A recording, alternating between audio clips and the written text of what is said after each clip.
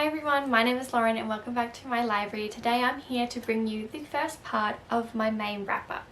So, it is currently the 10th of May and I have finished 5 books. I cannot believe how crazy that is. Like, that is insane. Before we get into it, I would just like to say, if you could please like and subscribe this video, it would definitely help with my algorithm and I would greatly appreciate it. With that being said, let's get into the 5 books that I've read so far this month. The first one I finished was Letters to the Lost by Bridget Chimera, and oh my goodness, this book was like one of the most underrated books. I don't hear anyone talking about this, but it was so stinking good. Like, I'm pretty sure I rated this one 5 stars. Let me double check that. Yes. So I rated this one 5 stars. I thought that this novel was so flipping good. When I first picked this book up, I thought it was a historical romance. So I was like, oh, I'm gonna give it a go. But it definitely wasn't what I thought it was. And I am really happy that it wasn't. I'm not a huge fan of historical fiction, but let's just get into this really quick. So we follow Juliet, whose mother has recently passed away, and she is at her grave writing her letters. So her mum was a photographer in the war zones, and her mother would go over to the third world countries and take photos of the war ravaged country. She would send her mother letters in the mail in a way to communicate with her. And after her mother has passed, she's continued doing that and writing letters to her mother at her grave. Then we have Declan, who is a boy basically struggling with some past traumas and has got himself in a bit of trouble and is currently doing community service at the cemetery by mowing the lawns. He comes across the letter because he basically has to clean off everything off of the graves for him to mow, and he for some reason decides to read the letter and really resonates with what has been written and decides to write back. Juliet is not happy about that and continues to write letters, and they kind of create this relationship, and after a while they decide that they have a lot more in common than they thought they did, and they decide to email each other and basically create this relationship between the two of them that no one really knows about, and it's something that's very therapeutic for them. And I just found this novel to be so, I just can't even explain, like the way that the trauma and the healing is dealt with in this, and I feel like it's very realistic, it's very on point, and it's just something that I thoroughly enjoyed. And if you have not read this book, I urge you to please pick this one up. I read this in one day. I just couldn't put it down. I absolutely loved it. The second book I read for May is Infinity Sun by Adam Silvera. This one is an arc. I have read Adam Silvera's past work, and all of them have been contemporaries. This is his first fantasy novel, and this is what I'm here for. Like, his other contemporary novels have been okay, but they've usually been like 3 stars for me, and they weren't something that I like overly enjoyed.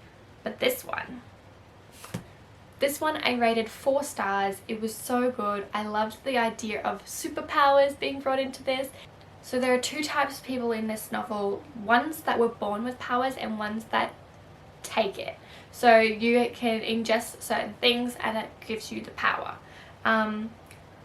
We're following 2 twin brothers who don't have any powers, and one day one of the people with powers tries to attack them, and one of them just randomly has some powers, and there are a lot of consequences that deal with that.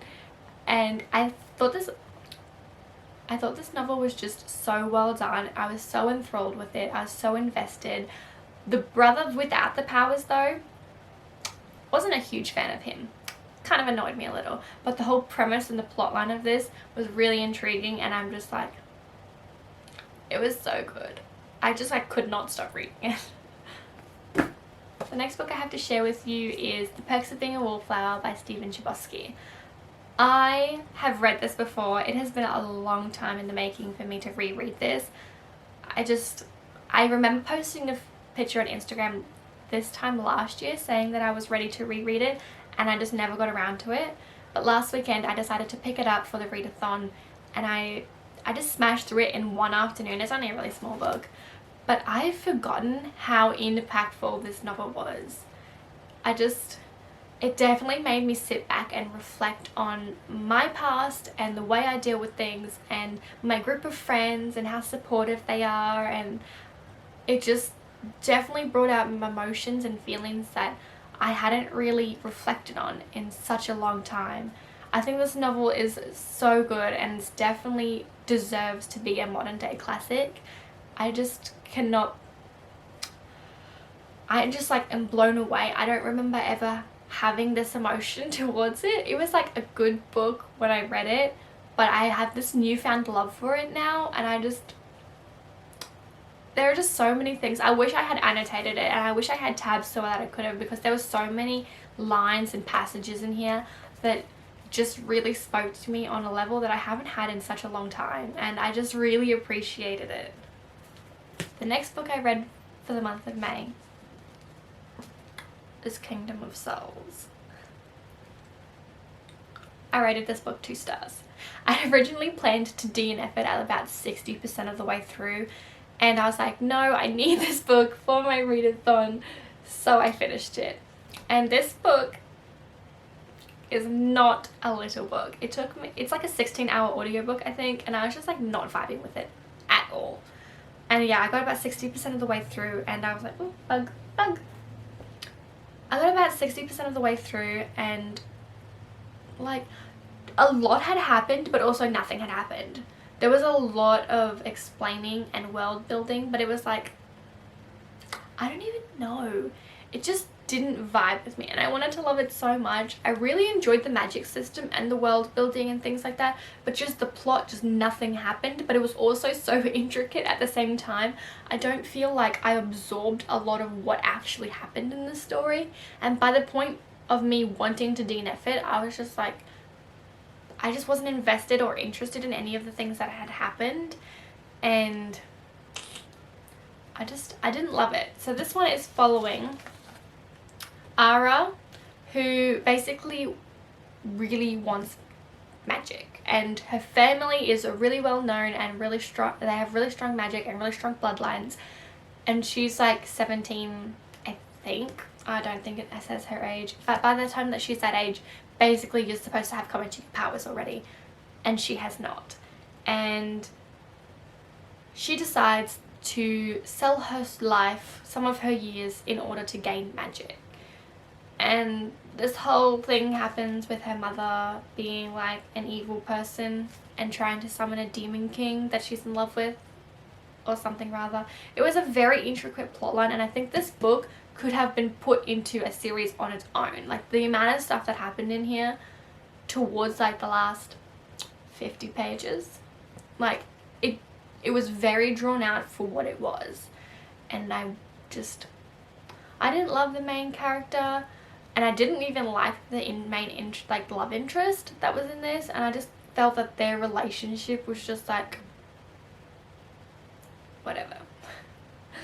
So I didn't like this book. I'm really sad because I wanted to love it. And then the last book I read so far, I finished early this morning, maybe like 2-3 a.m. Was Love Her or Leave Her by Tessa Bailey. I have read Fix Her Up, and I have a rant review about that because I did not like that book. But this one is following Rosie and Dominic, and basically they are married and they don't have the best relationship. And at the start of the novel, Rosie's just like fed up with not communicating with him, not having a relationship, just living in the same house, coexisting together basically. And she gets up the courage and decides that she's going to leave, and it really kicks Dominic into gear to realize that he's about to lose the best thing that he's ever had.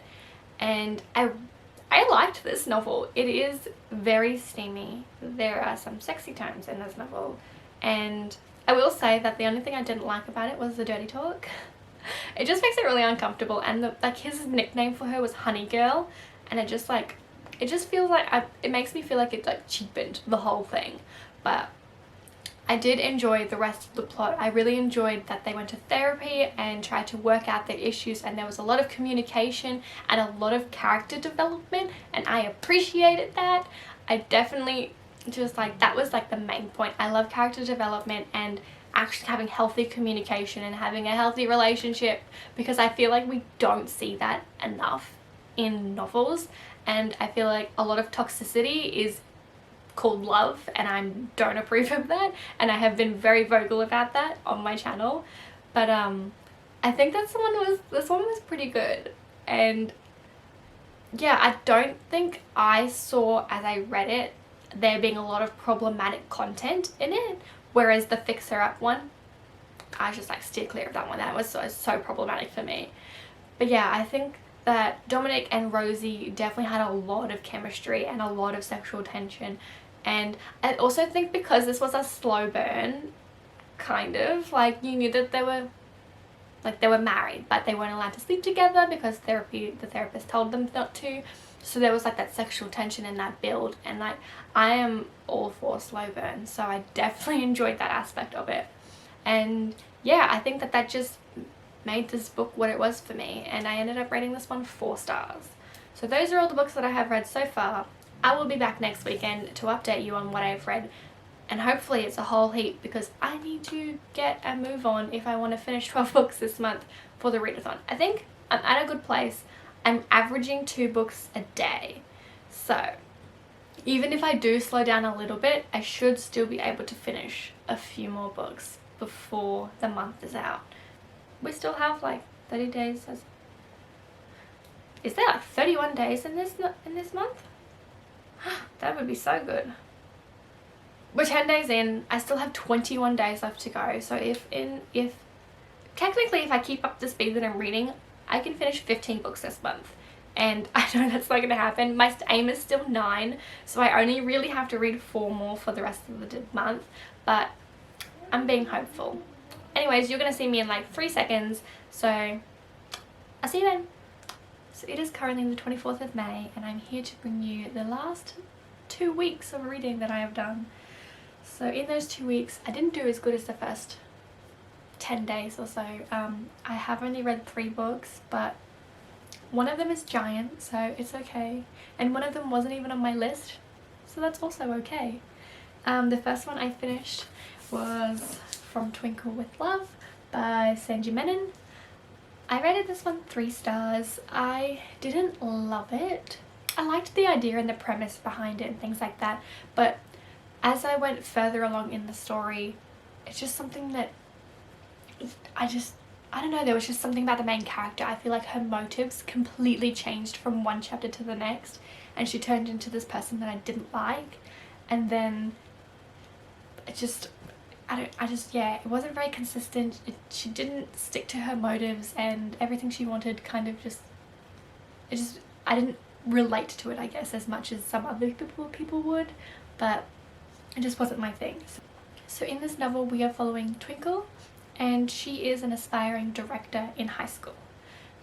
She wants to go to university or college and to become a director. So there becomes an opportunity where another member of her school, Sale, I don't know how to pronounce it, that's just what I call him, approaches her and asks her if she wants to help direct a movie. Basically, he will produce the movie and she's going to direct it. They decide to do a gender-bent version of Dracula, and I think to begin with she's like all about it and really excited, and she's hoping that because she's not popular, she's hoping that this will kind of like boost her popularity at school. She's struggling as well because her best friend has suddenly become popular. It's not really mentioned how she becomes popular. She just starts hanging out with a kind of a different group of friends and blows Twinkle off a lot. And Twinkle just doesn't want to let go of that relationship because it's really the only one she has. So she figures if she becomes more popular, then she can hang out with her friend again and become friends with all her friends. Basically, she thinks that to be successful in doing that, she needs to date the most popular boy in school, which is such a wild concept to me because he doesn't know she exists. He doesn't acknowledge her at all at school. And it just like blew my mind that she's like, yeah, I'm gonna get him to fall in love with me and we're gonna like date and stuff, and she never even talked to him, and when she does talk to him or try to talk to him, she like freezes up and can't say anything and kind of makes a fool of herself. So I didn't like that. And then there's this other boy, and it's like this whole and then there's this, she receives an email from a secret admirer, and it is blatantly obvious from the first email exactly who it is, but she doesn't believe it's that person. She thinks that it's the popular boy who's never spoken to her, never acknowledged her, and it didn't make really a lot of sense to me.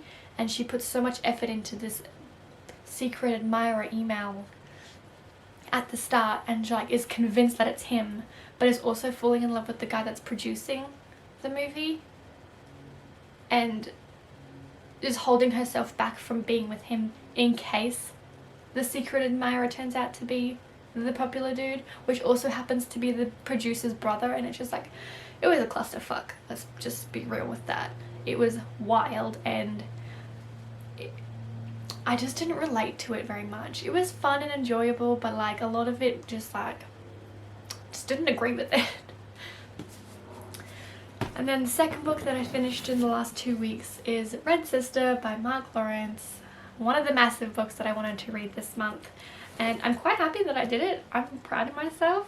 But this book, oh my god, I think Nona is it Nona or Nona?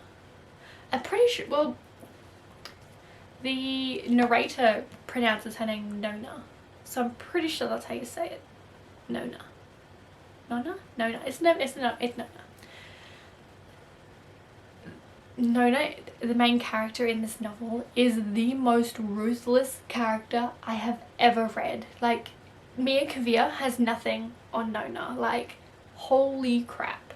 Like, I feel like the differences between them is because Mia has that Mr. Kindly, the shadow cat, who like eats her fear, and Nona literally has nothing. She is just fearless and ruthless and courageous, and like, she is only 8 to 12 in this novel, and I would be terrified of her. Like, she is savage as hell, and the stuff that she has to go through at such a young age completely blew me away. I did not expect it to be as gory or as violent as it was. It's just like insane. So this book takes place majority of the time in a convent where these sisters who are nuns basically train these young ladies to become assassins, and it is freaking crazy. I just like, there's also this magic system that's not really explained very much within this, and I'm very interested to see where it goes with the next book, because I feel like there will be a lot more explanation to it, because I don't really understand it right now. And I don't know if that's because I read this as an audiobook and sometimes I was like zoning out, but I feel like the first half of this book was a bit slow, but then like once you got to the end, it was just like, I'm still blown away by this book. I just don't even have any words. What the actual hell? Like, Mark Lawrence, if this is what he writes all the time, it's like insane. I just can't comprehend there being that much violence in anyone's life. It's like, it's just freaking crazy. Oh my goodness. And then the last one that I finished this week is Thread of Glass by Sarah J. Maas. If you've been around here for a while, you'll know that this was on my TBR for March, I think. I started reading it in March. I read like the first 19 chapters and I never went anywhere else with it, so I decided to pick it up again this month. I was slowly chipping away at it. I had the ebook from my library, and I was slowly chipping away at it, and I just like wasn't really getting anywhere, and then I just picked up the audiobook, and it was a lot faster for me to get through. So I feel like everyone knows the story of Throne of Glass. I'm like the last person on earth to read this book. Throne of Glass follows Selena, who is currently, at the start of this novel, in a prison for the rest of her life because she is an assassin and she has been caught, or she was crossed by someone. The Crown Prince has chosen her to be a competitor in the King's competition. Basically, they have all of these criminals or assassins and things like that come together to enter into this trial of tests to see who is going to win. and at the end of it you win a contract to be the king's assassin or whatever, king's champion. And basically after you fulfill that contract you are free to go and do as you please. So she sees this as a second chance at life, and she's very confident that she can win and do her years to be the king's champion and then live the rest of her life. Things don't work out like that, and I feel like her confidence at the start is a little unwarranted, because it literally explains to you at the start that she is underweight and she is like very thin and weak and unfit, and she's like convinced that she is going to win, but she can't even run up a hill. It's just like a wild concept to me. But she ends up gaining her strength and going through these tests, and slowly is getting to the end of them, and finds out that something has been summoned, like this devil or this evil creature, demon, has been summoned and is killing the competitors in the competition. She's worried that she's going to be one of the next ones, and that she's going to try and do everything she can to kill the demon. Obviously this is just the first book in like a giant series, so there is mention of magic in here, but it's not touched on very much. I feel like it would be much more developed, and the worlds will be developed further along in the series. I do have to keep in mind that this book was first drafted when Sarah J Maas was 16, and I feel like that is very obvious at the start of the book. I have never read a book that had so many exclamation marks in it. It was wild. I didn't love the book. I rated it 3 stars. I feel like I need to get through the first few of them before they start to get really good, and Sarah J Maas's writing really comes to life, and she's really growing as an author. So I feel like I have hope for the next few books in the series, but who knows when I will get to them. So those are the 3 books that I have read so far. I'm currently in the middle of 2 of them, so hopefully I can read more than 9 books this month. I'm really excited. Like, I'm already at 8, so I feel like I can read at least 2 more in the next, how many days do I have, like a week maybe? So I guess I'll see you in like a few seconds when I do my end of month wrap up. So it is currently the last day of May, and I'm here to bring you the rest of the books that I read for the week. I really let myself down, I think, in this last week. I didn't read much at all. I finished 1 book, and I have like 15 to 20 pages of another book that I'm currently reading that I will finish later on after I finish this video. So I'm gonna end up with reading 10 books for the month, which I wanted to do 12, but I just don't think it's physically possible for me. I could have if I had tried harder, but life things got in the way. I downloaded TikTok. That was a mistake. I also downloaded Roller Coaster Tycoon because I found out that there was an app on your phone, and I spent like 6 hours yesterday playing that straight. I didn't even realize, like, I just looked up from my phone and then it was dark time, and the whole afternoon had gone. So I have lost a lot of time over the last week, but I'm not mad about it. I still read 10, which is more than what I usually average. I average about 9. So with that being said, the book that I completed this week is Champion by Mary Lou. I really liked this book.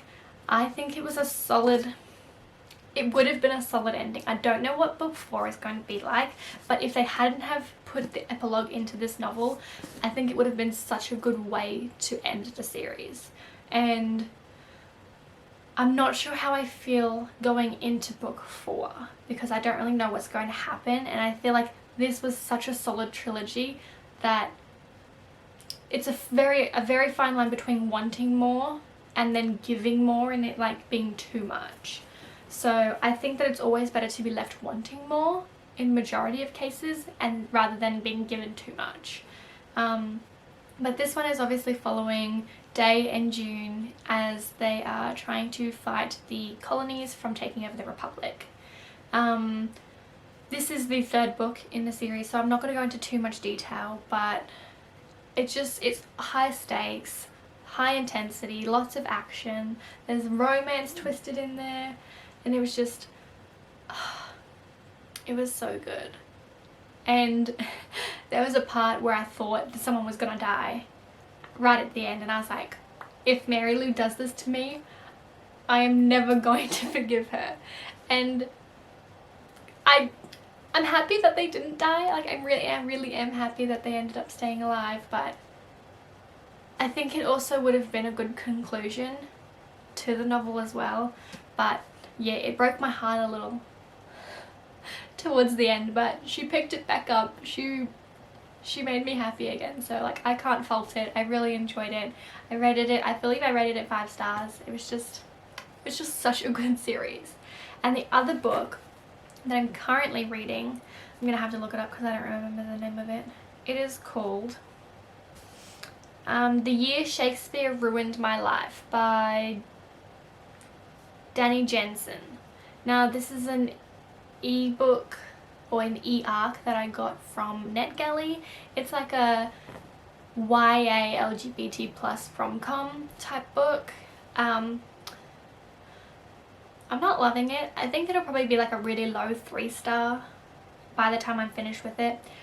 It has good aspects in it, and it has the LGBT plus representation, which I always enjoy. I just don't think it's a solid novel. It doesn't bring anything new to the table that has already, like, everything that is in the book has already been done, and it has been done, in my opinion, better. I think there is a lot of unnecessary inner monologue. It's not even inner monologue, it's just like really detailed descriptions on what's happening. It's like a play-by-play, and I don't really need that much in-depth information. And I feel like the author has put a lot of that in there rather than character traits and like character building, and the relationships between the characters aren't really believable for me. There's like, it is a romance in there, female romance, and I just didn't feel like there was any chemistry or a connection or anything. Like, it just seemed a little bit really quick and just not detailed enough on that aspect. Like, there are some things that are too detailed and some things that are just like really brushed over really quickly. And yeah, I'm not having a bad time, I'm just not loving it. And I signed up to NetGalley a few days ago because I do want to read more adult romance, I think, on there, because I know that I don't want to buy the books physically because I don't reread them. Other than Christina Lauren, which I know I will reread. Otherwise, I'm just gonna like borrow them from my library or something like that because I don't physically need them on my shelves. So, those are the 10 books that I managed to read in the month of May. I don't have a TBR coming for June. I really want to leave it open because April was Owls and May was the Hunger Games Read-A-Thon. So I don't want to be too tied down to a specific TBR, but I have to like give myself a little pat on the back because I cannot believe I read so many of the actual original TBR books that I had. I did add a few in there, and I didn't read all of the ones that I did have on there. I had a Mirage on there. I am 50 pages into that. I read that in one afternoon and then like I never picked it back up. And I am also reading A Conjuring of Light, and I'm 28% of my way through that. So I'm about 5.5 hours through that. So I was trying to actively read those books. I just didn't get the time to finish them off, unfortunately. But, you know, I can finish those next month. I'm quite happy to do that. I'm loving Victoria Schwab, and I can't wait to talk to you guys about that in June and give you my thoughts on that because it is so freaking good. Like, this series is just like, I don't even know why it took me so long to read them, but I'm so glad I have them. Anyways, that is all I have for you, so thank you so much for watching. Let me know in the comments below what you read in the month of May, how many books, what they were, what you thought of them. I'm always interested in hearing how other people have gone, and I will see you in my next video. Bye!